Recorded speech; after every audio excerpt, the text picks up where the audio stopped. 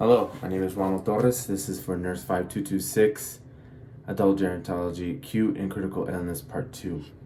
This is webcam presentation number 2. I have here 80-year-old female with a chief complaint of sternal anterior chest wall pain. It began 2 days prior to arrival. Pain is described as pressure on rest. Associated symptoms include nausea and emesis ×2 episode.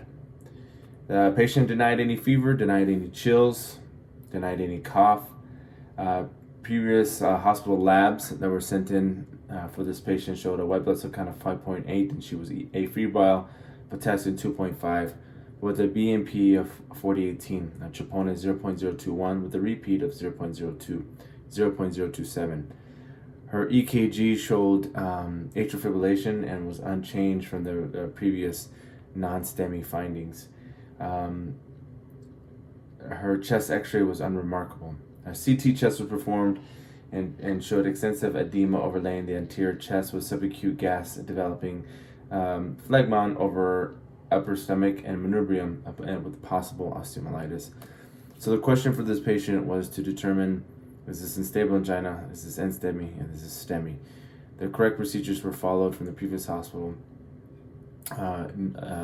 No ST elevation and mild troponin increase that was found with the patient for the first and then 120-minute repeat troponin. However, the patient did have some bruising, erythema, mild erythema, and a formation to her chest that could be explained and was reproducible upon palpitation. The pain was. She had no drug allergies. Her primary history included high blood pressure, paroxysmal atrial fibrillation. Patient was on Xarelto. She had significant heart history with coronary artery disease with the status post cabbage, heart failure with the ejection fraction of 35 to 40%. She has a history of bradycardia, COPD with chronic hypoxic respiratory failure, and uses 2 to 4 liters per minute nasal cannula at home. Her surgeries included appendectomy and cabbage and hysterectomy. Her family history was not contributed to the case. Her social history was she was a former smoker for over 20 years, denied any alcohol use, and denied any illicit drug use. Review of systems as follows. Constitutional, she denied any fever, denied any chills, denied any change in weight, denied any weakness. HENT, she denied any changes of vision, denied changes in hearing, denied sore throat, denied congestion. Respiratory-wise, she denied any shortness of breath, denied any cough, denied any sputum. Cardiovascular, she was positive for anterior chest wall pain, but she denied any syncope and denied any palpitations. Gastrointestinal, she was positive for nausea and vomiting. Vomiting was just ×2. Denied any abdominal pain, denied any constipation. Genitourinary, she denied dysuria, hematuria, and frequency. Endocrine, she denied any heat or cold tolerance, denies polyuria, denies thirst, denies sweating.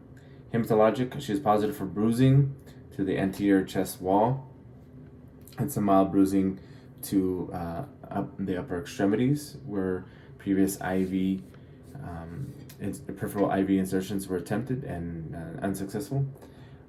She does have a positive history of bleeding. She's on Xarelto, and she's on Xarelto due to significant cardiac history. Skin, as was explained, with bruising to upper extremities, and what was and she denied any rashes and itching. Neuro, she denied any headaches, dizziness, and syncope. Psychiatric, denied any history of depression, denied any anxiety.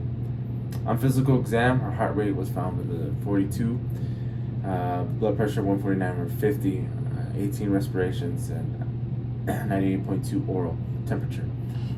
General, on exam, she was very cooperative, no acute distress, pain only upon palpitation to the anterior wall chest.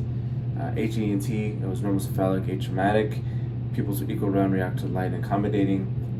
She had normal nasal mucosa, normal tympanic membranes, normal thyroid, without any masses, no cervical lymphadenopathy, and midline trachea. Cardiovascular, she was an AFib with controlled ventricular rate, no carotid bruits, no JVD, cap refill was less than 2 seconds, no murmurs, no gallops, no rubs. Pulmonary, bilateral chest rise and fall, she was clear to auscultation, no wheezing, no rhonchi, no rails. Extremities, there was no cyanosis, no clubbing, no edema, just noted bruising due to previous unsuccessful IV insertions. The skin, as noted above, with the IV insertions, but also a surgical incision that was overlaid the sternum. Had mild erythema. There was some no warmth, no drainage, just localized edema overlying this, the anterior chest wall. White blood cell count was 10 point, hemoglobin 9.5, hematocrit 29.3, and platelet 158. She had a sodium 140, potassium 3.9, chloride 105, a bicarbonate 23.7, a BUN at 31, a creatinine 2.05, a glucose of 105, calcium 2.2, a total protein 6.3, and liver enzyme test showed ASTs 24/14, ALT, alkaline phosphates of 85, and a total bilirubin 1.0. Blood cultures were performed for her based on what was seen possible and infectious process to the chest. Blood cultures were done and they were found with the Staphylococcus epidermis. Patient was already put on vancomycin, concerned for MRSA. Vancotroph was shown at 15.4, normals 10 to 20.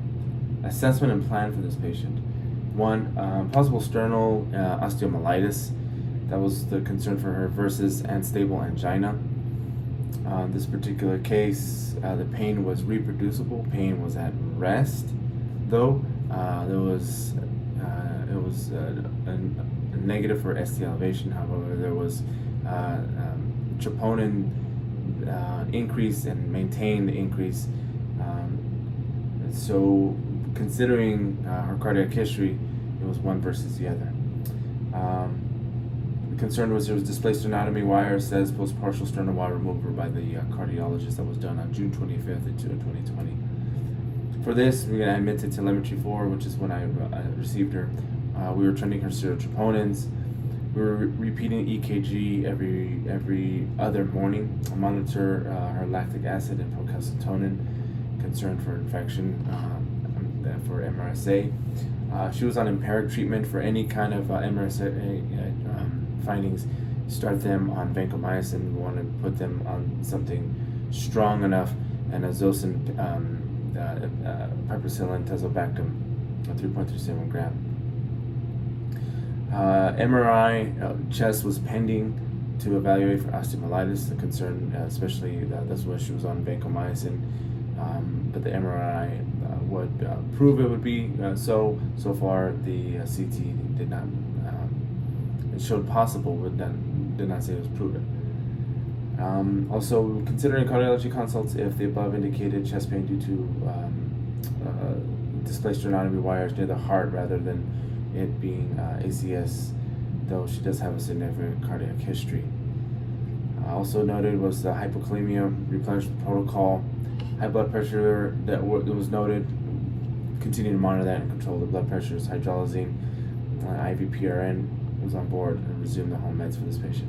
Paroxysmal atrial fibrillation on Xarelto. Follow this up with a telemetry to monitor and resume our home meds. Coronary arteries, status post cabbage with ischemic cardiomyopathy. She's tallied to monitor and resume home meds. And chronic heart failure with the ejection fraction 35 to 40%. Once again, tallied to monitor her BNP, which was as stated previously was in the 4,000s. Evaluation with echo, even though we knew her 35 to 40% heart failure, we wanted to see if there was any valvular problems for this patient, perhaps worsening. Diuretic therapy as directed.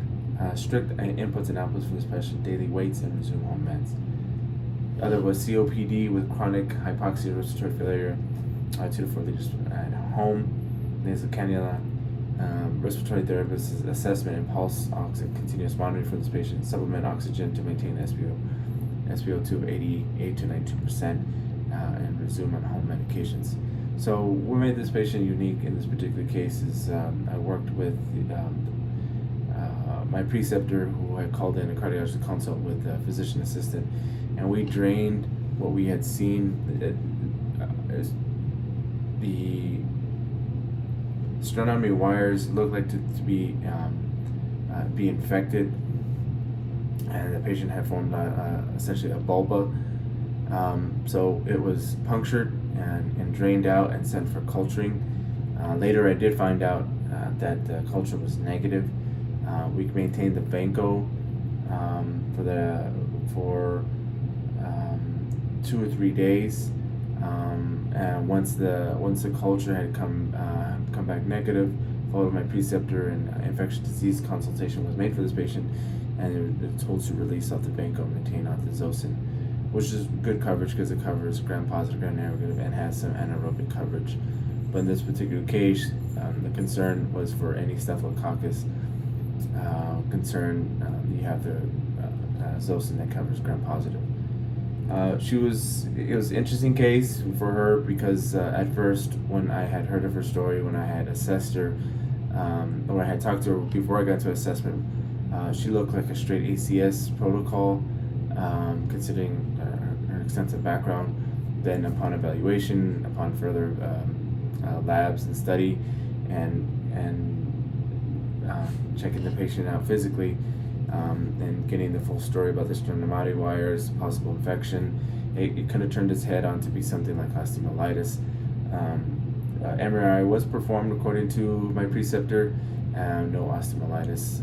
Typically, somebody with osteomyelitis, you're going to keep them on vancomycin for 21 days, as I have come to find out with these patients. This is a good case. This case, I had a good 2 days handle, assess my patient, seen it first before my preceptor, kind of bring up a couple ideas that I think I would do if I were to admit this patient without having any information beforehand. So it was a good handle as to what to do in this particular case, considering her extensive cardiac history. But come to find out, it was more of a sternotomy wire that seemed to be infected, however, was not osteomyelitis. So that's my case. Thank you.